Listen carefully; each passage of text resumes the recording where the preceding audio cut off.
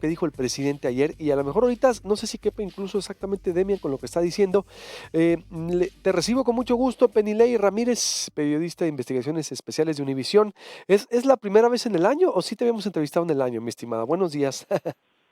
Hola, buenos días. No recuerdo. Creo que la última vez que hablamos fue el año pasado sobre García Luna, si no estoy errada. Pero Tienes bueno, me da mucho gusto estar de nuevo en el programa y muchísimos saludos a toda tu audiencia, que sé que es vasta audiencia en Sonora. Así es, mi estimadísima. Sí tienes razón, es que será que te seguimos, te leemos, pero no, no. Oye, en todo el año, ¿no? Van 2 meses, digo apenas. Pero bueno, bienvenida. A ver, ¿cuál es tu valoración, tú que has cubierto y analizado tanto los asesinatos de la mujer y pues también de alguna manera es una indignación por lo que está pasando con el caso Fátima, con el Ujú. caso Ingrid? Digo, una noticia satura la otra, Penilei, y como lo está abordando también el poder, está indignando más a las mujeres, a ustedes que han criticado fuertemente la forma en que el poder, en todas sus facetas institucionales, o desde los municipios, estados, la federación, el caso Fátima desnuda una falla institucional. A ver, se sabía que vivía en un hogar violento desde hace 5 años en el DIF. No le quisieron recibir la denuncia o no supieron cómo en la Ciudad de México, no en un pueblito, ¿eh? A ver, no es un pueblito alejado de la sierra, porque luego dicen, es que no están capacitadas las instituciones, digo, es la Ciudad de México. Y la escuela que no aplica los protocolos, bueno, vaya, ¿cómo estás viendo tú, Penela, y cómo sientes esta situación que vive el país con más de 200 asesinatos de mujeres en lo que va el 2020? Terrible. Pues mira, me parece que hay que poner en contexto lo que la autoridad ha estado poniendo en sus proyecciones. Desde que Andrés Manuel López Obrador presentó su primer informe de gobierno el año pasado, el primer informe que envió al Congreso en septiembre, desde ese momento ya se advertía que iba a aumentar la cifra de asesinatos en el país en general. La cifra fue más de 35,000 que ellos habían proyectado en septiembre. Coincide por unas decenas de personas con las que finalmente se confirmaron en diciembre, y esto también incluía una cifra que a mí me llamó muchísimo la atención en ese momento, y era la proyección que hacían desde entonces y que tristemente se confirmó, de la cantidad de niños que serían asesinados en México durante el año 2019. Es importante, yo creo, en este momento destacar un dato. Ayer México Evalúa publicó una información que ellos han estado recabando y que muestra que en los últimos 5 años en México ha aumentado un 96% los feminicidios infantiles, es decir, los asesinatos de niñas. Y eso, en efecto, cuando el presidente dice es una tendencia que comenzó en administraciones anteriores, está en lo correcto, es verdad, es una tendencia que comenzó en administraciones anteriores. Yo ayer incluso revisé un artículo que ya había publicado en 2012 sobre cómo había aumentado la tendencia de asesinatos de niños en la administración de Calderón. Dicho esto, el hecho de que haya iniciado en administraciones anteriores no es no les da permiso a esta administración para no resolver el problema, porque la administración pública, el Estado mexicano, tiene un deber con sus ciudadanos, con sus gobernados, y eso los obliga a resolver el problema independientemente de cuándo y por cuáles causas haya comenzado, como me imagino que ya habrán comenzado.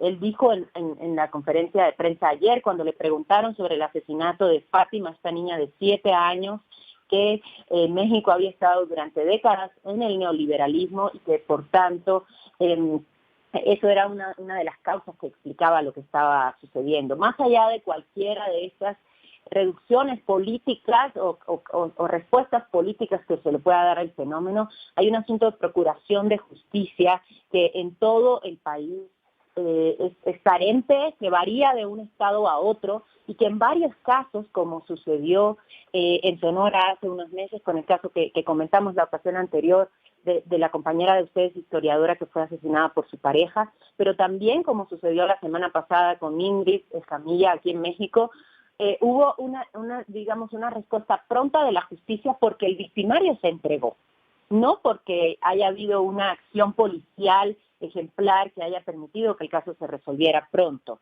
Es muy importante poner que tanto en el caso de Padilla como en el caso de Escamilla ahora, el victimario se entregó. En el caso de Fátima, la familia denunció la desaparición desde el día cuando ocurrió.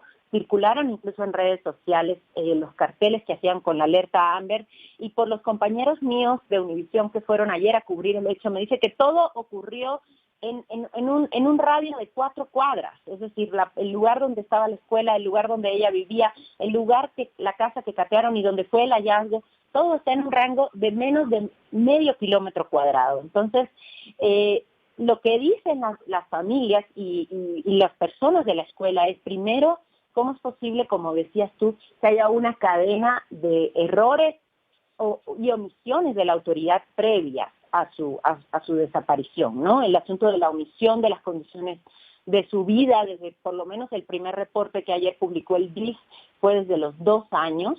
Después, las omisiones escolares, que eso todavía entiendo, se está viendo con la escuela, porque ya anunciaron que no se respetaban los lineamientos para recogida de los chicos, y que esto debería llevar a una revisión en muchísimas escuelas. Y posteriormente, y quitando todos esos antecedentes, el hecho mismo de su desaparición y la omisión de las autoridades para haber actuado con prontitud, cuando realmente era un caso que estaba en un radio, incluso como mismo dijo ayer la Fiscalía, en un radio de operación muy pequeño, es decir, no es un caso que tuviera complicaciones porque hubiera otros estados involucrados o esas complicaciones administrativas que han alegado en otros casos. Es decir, que hay una indignación colectiva que viene como combustible todos los días, ¿sabes? Porque cada vez que estamos tratando de documentar un caso, surge otro caso y otro caso. O sea, este fin de semana, entre el caso de Ingrid y el de Fátima, hubo por lo menos otros 3 casos en la prensa, uno en el Estado de México, otra chica que fue encontrada el 14 de febrero, y la cuenta parece imparable.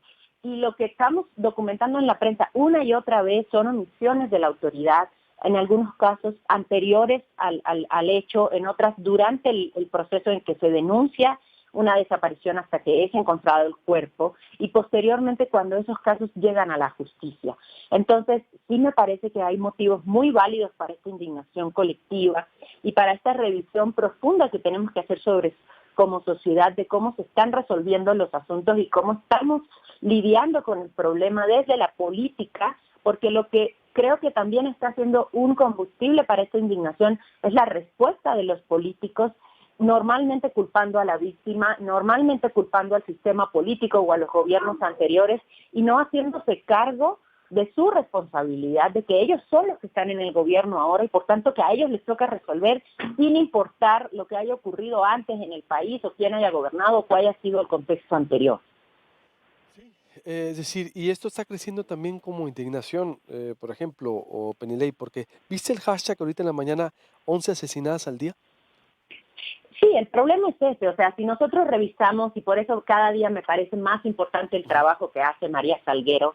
María Salguero es esta activista que de su bolsillo, con su tiempo, lleva años llenando el país de cruces en un mapa de feminicidio absolutamente espeluznante, que no inició con esta administración, que inició en administraciones anteriores y que sigue alimentándose todos los días.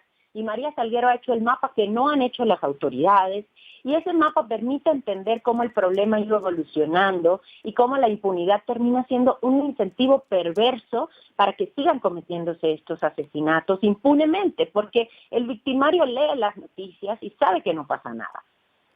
Tocas un punto muy importante. ¿Crees entonces exactamente como dices? Hay un asunto de procuración de justicia que en todo el país que es carente para resolver, pues, y evitar los asesinatos de mujeres.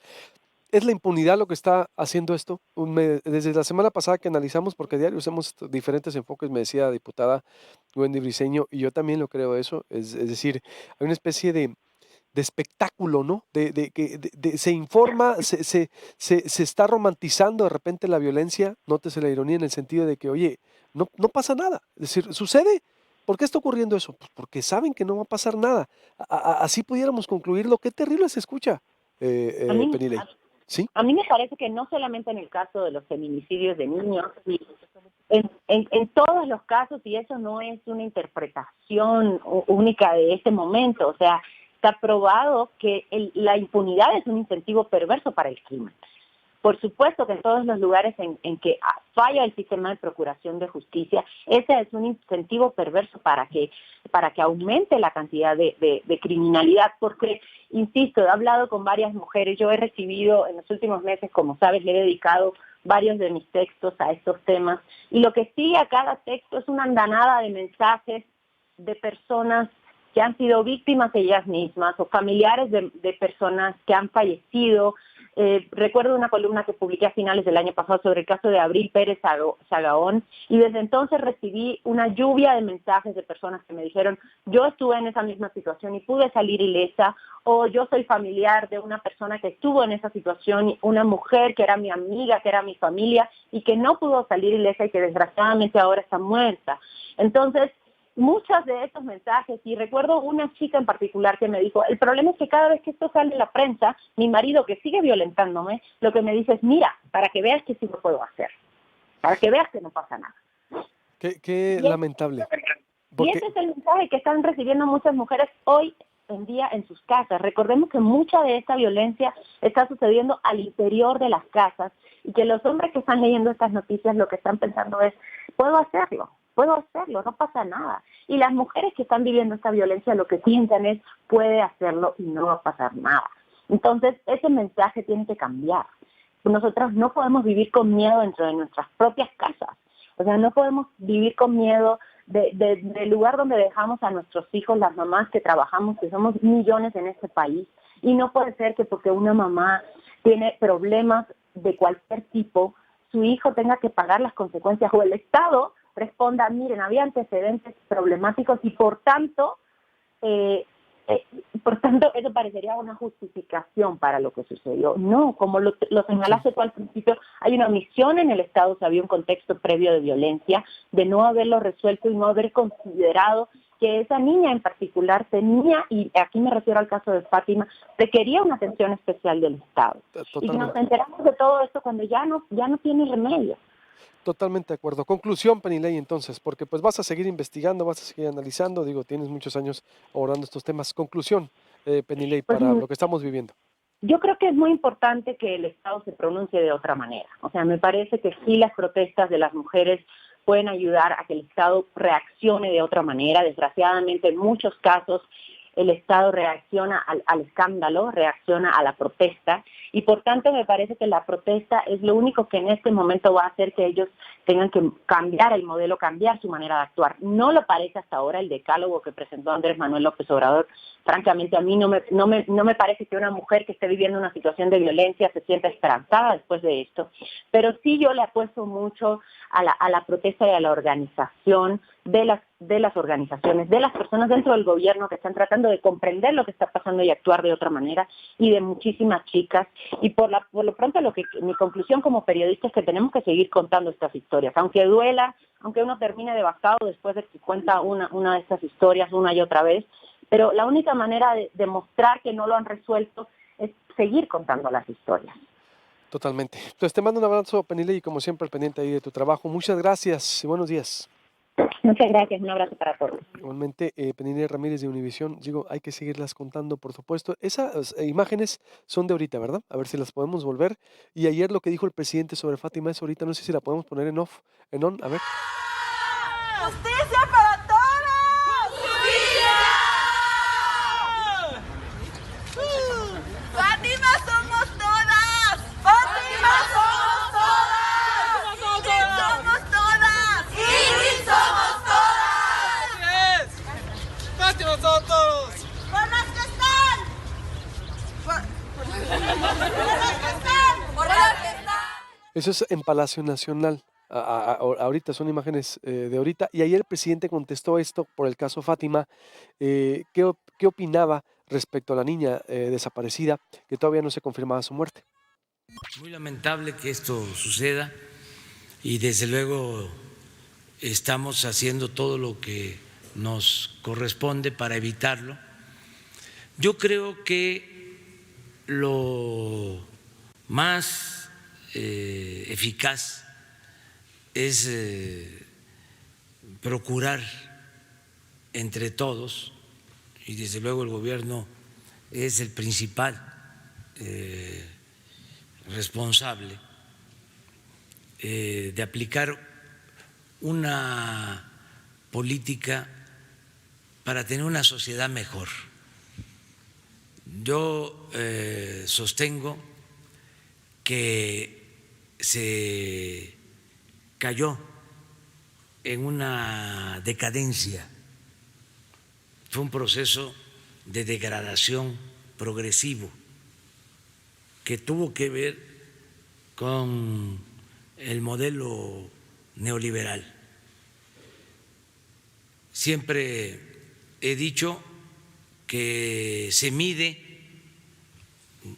el desempleo, el crecimiento económico, se mide incluso el número de homicidios, pero no se mide el grado de descomposición social que produjo la política neoliberal. Hay una crisis profunda de pérdida de valores en el país. Sí, pero tiene razón el presidente, pero ¿qué se está haciendo para combatir todo eso y que disminuya este espectáculo del horror que estamos viendo en algunas zonas del país? Esa es la pregunta. Hoy estrenamos